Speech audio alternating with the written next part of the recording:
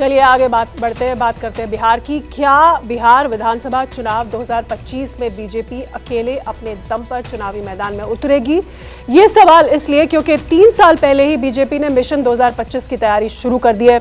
200 सीटों पर पार्टी नेता प्रवास यात्रा पर निकल पड़े हैं। ऐसे में सवाल ये भी है कि अगर एनडीए एकजुट रही तो नीतीश कुमार की पार्टी जेडीयू सिर्फ 43 सीटों पर ही लड़ेगी। 12 जुलाई को जब पीएम पटना आए थे तब सीएम नीतीश कुमार ने बेहद गर्मजोशी से उनका स्वागत किया। बल्कि जब तक पीएम पटना में रहे नीतीश कुमार ने पल भर भी उनका साथ नहीं छोड़ा।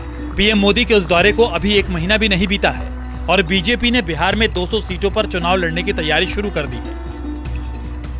बीजेपी के तमाम बड़े नेता प्रवास यात्रा पर निकल भी चुके हैं।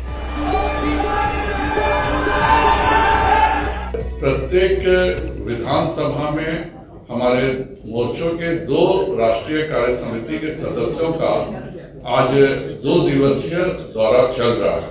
मुझे बताते हुए यह हर्ष हो रहा है कि हमने 200 विधानसभाओं में यह कार्यक्रम रखा था और सभी 200 विधानसभाओं में राष्ट्रीय कार्य समिति के सदस्य पहुंच चुके हैं।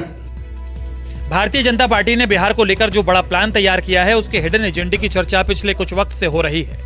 लेकिन अब बीजेपी का ये छिपा हुआ प्लान राष्ट्रीय अध्यक्ष जेपी नड्डा के पटना पहुंचने से पहले सामने आ चुका है। प्रवास यात्रा में सभी नेताओं को 2 दिनों तक गांव में रहना है। इन 2 दिनों में बीजेपी के नेता गांव-गांव जाकर सरकार और संगठन के लोगों के साथ बैठक करेंगे, आम जनता से संवाद स्थापित करेंगे। बीजेपी के इस कदम से जेडीयू सकते में है। देखिए, संगठन का काम हमारा आप लोगों को मालूम है लगातार चलते रहता है। हमारा सतत प्रयास रहता है कि एक समावेशी सर्वव्यापी हमारा संगठन बने।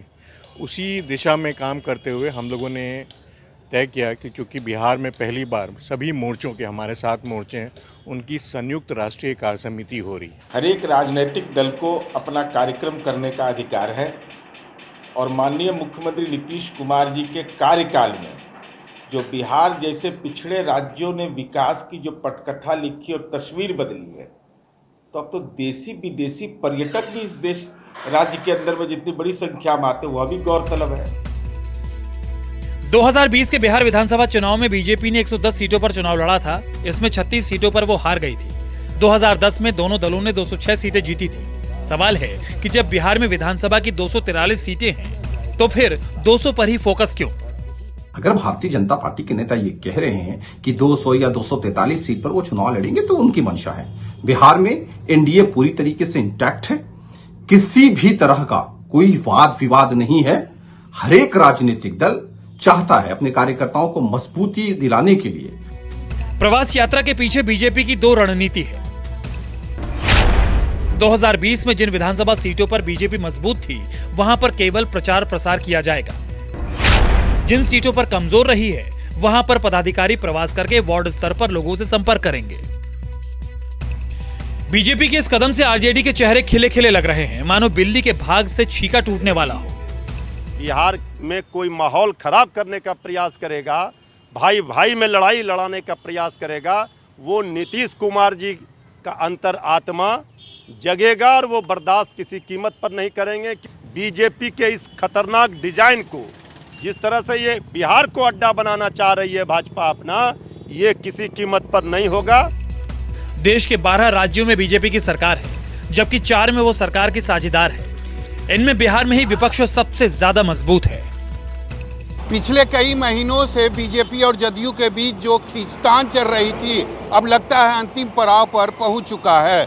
विधानसभा की 243 सीटों में से 200 सीटों पर बीजेपी ने अपनी तैयारी शुरू कर दी है। अब देखना दिलचस्प होगा कि नीतीश कुमार का अगला कदम क्या होता है। कैमरा में सनी के साथ सौरभ कुमार, पटना, न्यूज़ 24। आप देख रहे थे निष्पक्ष न्यूज। आज के लिए इतना ही। एक छोटे से ब्रेक के लिए हम रुकेंगे। देखते रहिए न्यूज़ 24। नमस्कार, मैं हूं मानक गुप्ता। अगर आपको हमारा ये वीडियो पसंद आया हो तो इसे लाइक और शेयर जरूर करें और हाँ, हमें सब्सक्राइब और फॉलो करना ना भूलें ताकि आप देश और दुनिया की कोई खबर मिस ना करें। तो जुड़े रहिए हमारे साथ और देखते रहिए न्यूज़ 24।